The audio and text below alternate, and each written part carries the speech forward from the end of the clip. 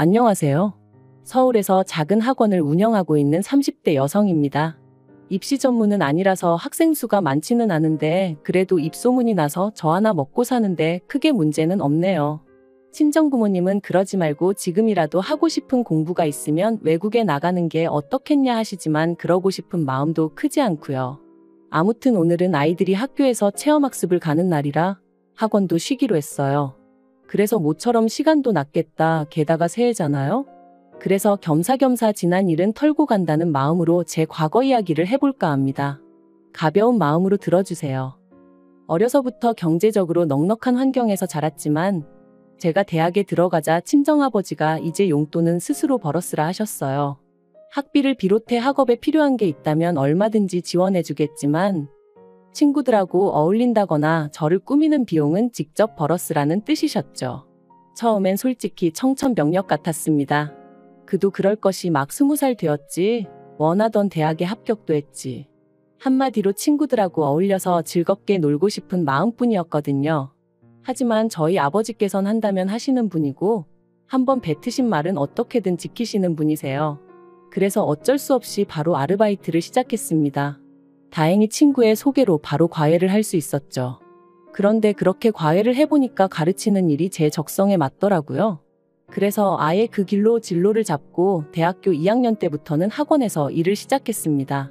참고로 주변에서는 그럴 것 같으면 차라리 임용고시를 보는 게 어떻냐 하기도 했지만 저는 언젠가 제가 하는 일을 사업화시키고 싶은 욕심도 있었기에 학원으로 노선을 잡았던 거예요. 그런데 어느덧 세월이 흘러 제 나이 33이 되었을 때 소위 사람들이 말하는 현타가 왔습니다. 주변을 둘러보니 어느새들 그렇게 결혼하고 애 낳고 참고로 시집 안 간 친구들도 많았지만 저는 비호는 생각해 본 적이 없었기 때문에 그런 친구들은 별로 눈에 들어오지 않았네요. 아무튼 그때 친구 중 하나가 자기는 자기 남편을 결혼정보회사를 통해서 만났다며 저도 그런 회사에 한번 등록을 해보면 어떻겠냐대요. 그러면 쓸데없이 시간 낭비는 안 해도 된다면서 말이죠. 그리고 그땐 그 친구가 저를 소개하면 소개비를 받는다는 건 꿈에도 상상을 못했기에 그저 친구가 정말 저를 걱정해서 해주는 말이라고 생각했어요.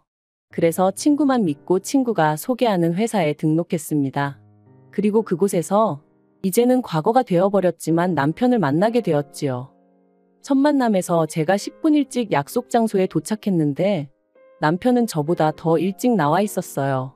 별거 아닌 것 같았지만 기분은 좋대요. 뿐만 아니라 저는 취미로 기타를 치곤 했는데 남편이 기타에 대한 지식이 해박하더라고요.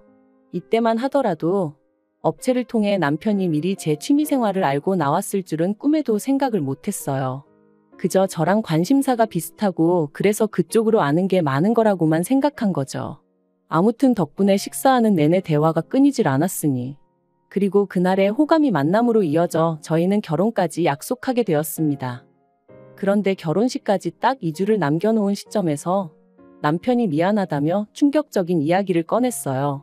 그건 바로 남편이 저와 상의도 없이 주식을 해서 결혼자금으로 준비해놨던 1억을 전부 날렸다는 거였죠. 처음엔 멍했어요. 방금 내가 무슨 이야기를 들은 건가? 현실감이 없었다고 해야 할까요? 제가 도대체 무슨 생각으로 그런 거냐고 화를 냈더니 그래도 자기가 남잔데 반반 결혼은 좀 모양이 빠지는 것 같아서 그랬다는 거예요.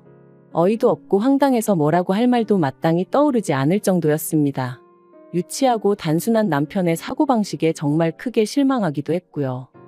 하지만 결론부터 말하자면 파혼은 하지 못했어요. 가족, 친구, 지인들은 물론이고 제 수업을 듣는 학생들까지 모두가 제가 결혼한다고 알고 있는데 어떻게 파혼 이야기를 꺼내야 할지 생각만 해도 눈앞이 캄캄했거든요. 그래서 너무나 한심한 결정이었지만 그냥 안고 가기로 했네요. 사람이 살다 보면 실수도 할 수 있는 거고 범법 행위를 한 것도 아니니 돈이야 다시 벌면 되니까 사람의 됨됨이만 보자, 마음씨만 보자. 나름대로 어떻게든 합리화를 시키면서 저 편한 대로 생각하기로 했던 거였죠. 그래도 그때는 남편이란 인간에 대해서는 나름대로 믿음과 확신은 있었거든요. 적어도 인간 됨됨이는 괜찮은 사람이라고요. 물론 친정부모님은 크게 반대하셨습니다. 요새 이혼하고 잘 사는 사람도 얼마나 많은데 파혼 그까짓 게 대수냐면서 저더러 정신 차리라고요. 그런데 저는 평생 친정부모님께는 자랑스러운 딸이고 싶었고, 유치하지만 솔직히 누군가에게는 부러움의 대상이고 싶었어요. 그래서 그런 부모님의 반대를 무릅쓰고 원래대로 결혼을 강행했습니다. 하지만 능력이 없어서 신혼집도 결국엔 친정부모님이 마련해 주셨죠. 돌이켜 생각할 때마다 자랑스러운 딸은커녕 참으로 못난 딸이었네요. 그리고 이후로 한동안은 그래도 나쁘지 않은 결혼 생활이었습니다. 종종 생각지도 못한 남편의 모습에 놀라는 일도 있었고, 연애 때와는 달리 부딪히는 일도 종종 있었지만 이 모든 게 서로에게 맞춰가는 과정이라 여겼죠. 하지만 결혼한 지 2년째 되던 해 친정아버지께서 쓰러지시면서 제 일상도 제 믿음도 전부 다 순식간에 무너지기 시작했네요. 사장실에 쓰러져 있던 친정아버지를 직원이 발견해 병원으로 옮겼고 여러 가지 검사가 이루어졌습니다. 그리고 그 검사 과정에서 쓰러지신 이유는 단순히 과로 때문으로 밝혀졌지만 진짜 문제는 친정아버지가 위암이셨다는 거였죠. 거기다 암의 위치와 상태가 안 좋아서 다른 장기로 전이 가능성이 높으셨기에 흔히들 생각하는 복강경 수술이 아니라 개복수술로 위절제까지 하셔야 됐고요. 그런데 이런 상황에서 남편이 보여준 반응은 황당하기 짝이 없었어요. 기껏 한다는 소리가 오해하지 말라면서 그럼 자기 부모님이 투자하신 5천만 원은 어떻게 되는 거냐고 물었으니까요. 남편과 결혼할 때부터 시부모님께서 저희 친정부모님이 하시는 사업에 투자를 하고 싶다며 큰 관심을 보이셨습니다.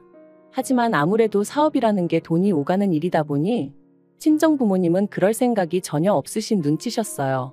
그랬더니 저희가 결혼한 지 1년쯤 돼가던 무렵부터 시부모님이 서운하네 어쩌네 하시며 또다시 투자 이야기를 꺼내시는 거예요.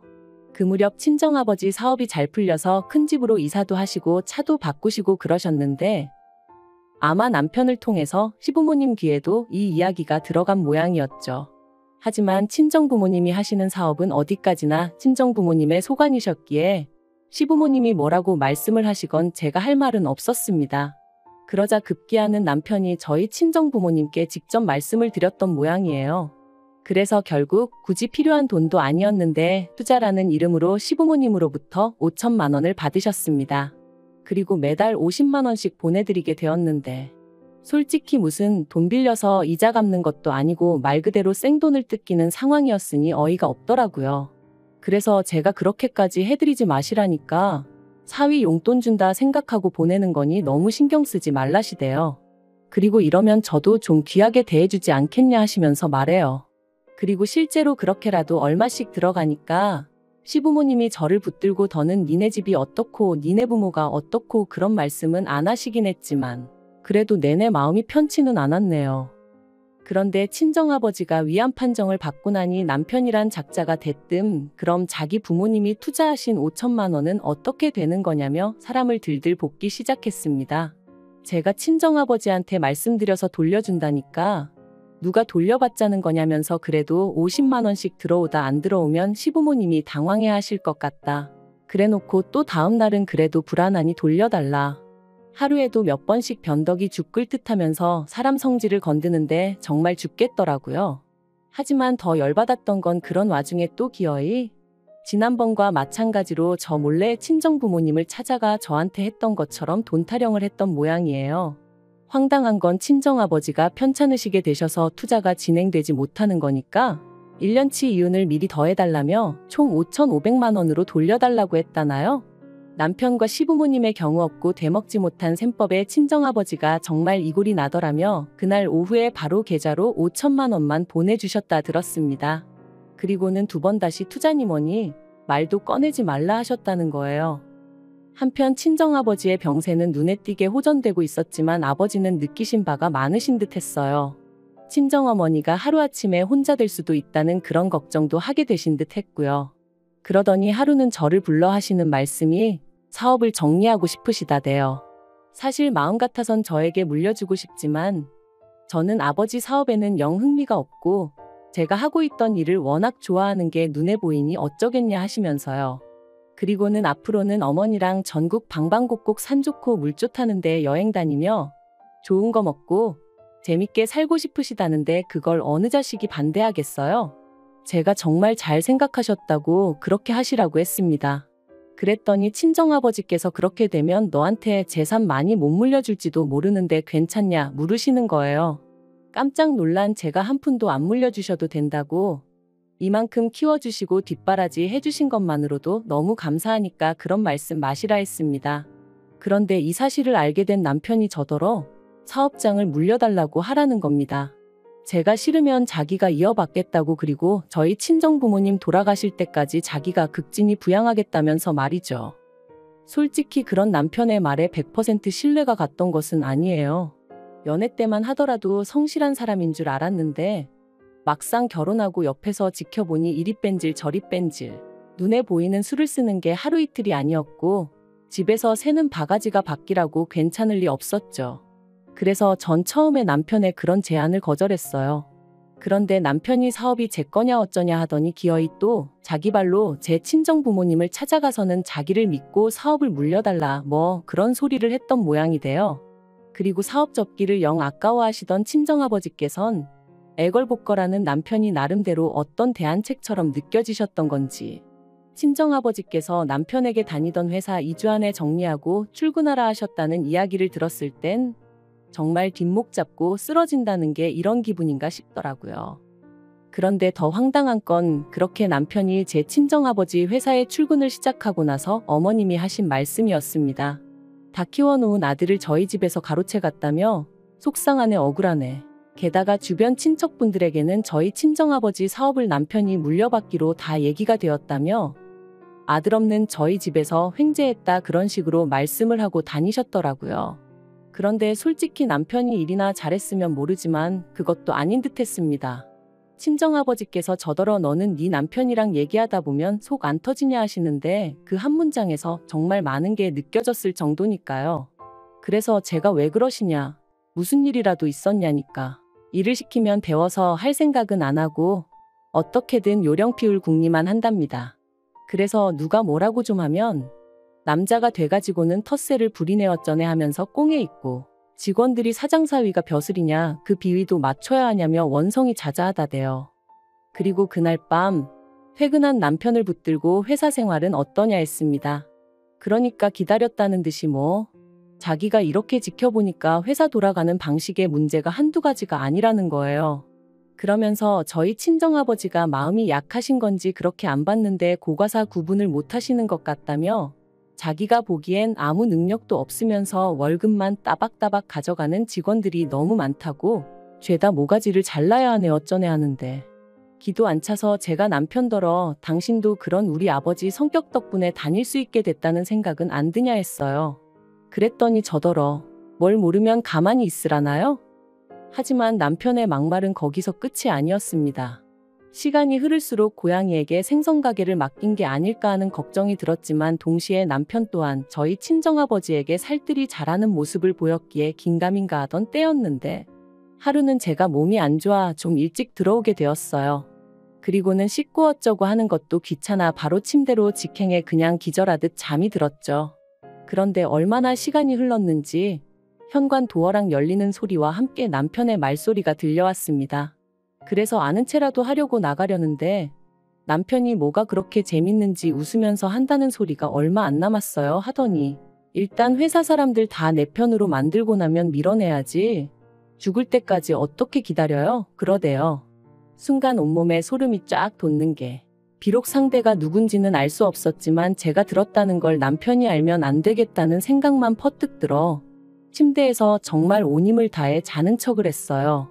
그리고 계속해서 두런두런 말소리가 이어지다 전화가 끊어지더니 이내 안방문이 열렸고 거의 동시에 남편이 아씨 하면서 저를 발견한 듯 했습니다. 저는 그제서야 자다 깬 것처럼 남편을 향해 이제 왔냐 했고요. 티를 안 낸다고 안 내긴 했지만 정말 심장은 터질 것 같았어요. 남편은 뭔가 꺼름직한 표정으로 절 보더니 아니다 하고는 곧장 씻으러 갔고, 저는 무슨 스파이라도 된 것 마냥 남편의 핸드폰을 뒤지기 시작했습니다.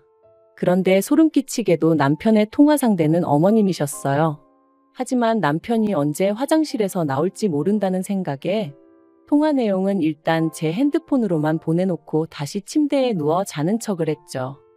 그리고 지옥 같은 밤이 지나고 이튿날 남편은 다름없이 출근을 했고 저는 그제서야 남편과 어머님의 대화를 들어볼 수 있었는데 내용은 충격 그 자체였습니다. 어머님은 남편에게 저희 집에서 아주 당신 아들을 머슴 부리듯 한다며 재수없어 죽겠다 난리셨고, 그런 어머님께 남편이 한다는 말은 적당히 저희 친정아버지 비위 맞춰드려 환심을 사고 이후로 아버지를 몰아내서 회사를 차지하겠다. 그러면 그때부턴 어머님한테 한 달에 100만 원이 뭐냐 200, 300도 드릴 수 있다. 어머님이 저는 어쩔 거냐 물으시니 사람들 보는 눈이 있으니 사업 뺏고 몇 년 살다가 성격 차이 뭐 그런 이유로 이혼하자 하면 지가 별 수 있겠냐고 그러는데 정말 당장이라도 심장이 터질 것 같았고 어째서인지 눈에선 눈물이 주룩주룩 흐르더라고요. 그리고 무려 이틀 동안 저는 남편의 가증스러운 면상을 보면서 이 일을 어찌할지 고민을 거듭했습니다. 경찰에 신고를 해야 하나, 그냥 내가 먼저 이혼하자고 해야 하나. 하지만 결국 저는 제 나름대로 눈에는 눈 위에는 일을 시전하기로 했어요. 그래서 남편에게 적당한 핑계를 둘러대며 양가 부모님을 모시고 식사 자리를 마련했죠. 어머님은 벌써부터 당신 아들이 사장이나 된 줄 아셨는지 있는 대로 콧대가 높아져 계셨는데 아마 모르는 사람이 봤으면 어머님 아들이 저희 가족 먹여 살리는 줄 알겠더라니까요. 한편 어느덧 분위기가 무르익어 갈 때쯤 제가 사실 양가 부모님을 모신 데는 다 이유가 있다 하고는 남편 앞에 서류 봉투를 내밀었습니다. 남편은 영문을 모르겠다는 표정으로 저를 잠시 보더니 무슨 김칫국을 처마셨는지 이거 뭐 계약서 같은 거냐며 싱글벙글 봉투를 열어보더라고요. 하지만 그 서류 봉투 안에는 제가 먼저 작성한 이혼 신고서가 들어있었어요. 당연히 남편 얼굴은 이미 잿빛이 되어서는 이게 지금 뭐 하자는 거냐대요. 어른들까지 다 모셔놓고 이게 무슨 짓이냐며 말이죠. 그래서 제가 제 핸드폰에 있던 어머님과 남편의 통화를 틀었습니다. 아니나 다를까 이내 어머님과 남편은 저더러 끄라며 난리가 났고 아버님과 저희 친정부모님 표정은 있는 대로 심각해졌지요. 제가 남편더러 내가 이 내용을 듣고 얼마나 소름이 끼쳤는지 아냐고, 그런데 내가 너랑 살고 싶겠냐 했습니다. 친정아버지께서도 머리 검은 짐승은 거두는 게 아니라더니 당신이 아주 헛짓거리를 했다며 크게 노하셨고요. 그리고 당연한 결과로 친정아버지가 남편을 해고하셨어요. 남편이 억울하다 자기의 능력만 봐달라 그러며 매달렸다는데 친정아버지가 너무 어이가 없어서 콧방귀가 다 나오셨다네요. 그런데 문제는 친정아버지 회사에서 잘리고 나니 남편도 눈에 뵈는 게 없었는지 더더욱 이혼은 못 해주겠다고 나오더라고요. 그래서 결국 소송했고 1년 만에 이혼했네요. 다만 법이라는 게 남편이 어머님하고 그런 통화를 했을 뿐이지 그렇다고 직접적으로 저희 친정아버지한테 어떤 위해를 가한 것은 아니라 그에 대한 책임을 물기는 어렵다는 거예요. 황당했지만 나라법이 그렇다는데 제가 뭘 어떻게 할 수가 없잖아요? 그래도 소송 자체는 제가 승소하여 이혼하게 되었으니 그걸로 만족하는 수밖에 없었네요. 그런데 그렇게 이혼하고 나서 반년쯤 지났을 땐가 남편에게 연락이 왔어요. 어이없게도 한다는 소리가 이제 이혼해서 완전히 남남이니까 자기가 다시 저희 친정아버지 회사에 이력서를 넣겠다는 거예요. 그리고는 한때 자기를 정말 사랑했던 게 사실이라면 눈 딱 감고 자기 좀 뽑아주라고 친정아버지한테 말 좀 해달라면서 자기가 집에 있으니까 어머님이 너무 속 터져 하신다고 저더러 어머님 성격 잘 알지 않냐면서 좀 도와달랍니다. 정말 황당하고 어떻게 사람이 이렇게 뻔뻔한가 싶더라고요. 그리고 물론 그런 소리를 듣고 제 마음이 흔들렸을 리가 있나요? 미치려면 곱게 미치라고 그랬습니다. 사람이 더 이상 잃을 게 없으면 염치고 체면이고 그런 것도 없나 보죠? 정말 사람 달리 보이더라니까요. 뭐 어쨌든 지 인생 시궁창처럼 살든 말든 제 알바는 아니니 더는 연락 같은 거 안 해줬으면 좋겠네요. 당분간은 뭐가 됐건 간에 저 스스로 제 자신을 돌보며 지낼 생각입니다. 사람 보는 눈도 좀 기르고요. 그리고 그렇게 건강히 지내다 보면 또 어떤 식으로든 행복이 찾아와 주겠죠?